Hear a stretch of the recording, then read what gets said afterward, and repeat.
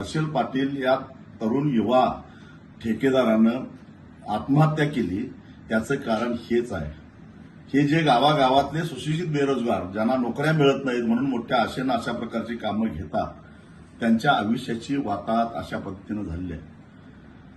देवेंद्रजी, एकनाथजी आणि अजितदादा तुम्ही तिघांनी मिळून या हर्षल पाटीलच्या पत्नीचं कुंकू पुसलेलं आहे आणि असे अजून किती हर्षल पाटील होणार आहेत मला माहित नाही, पण याचं पाप तुम्हाला लागणार आहे हे लक्षात ठेवा. कारण ह्या साऱ्या तरुण पोरांना त्यांचा बळी तुम्ही घेता. जरा तरी काहीतरी मनाची नाही जनाची लाज वाटली पाहिजे.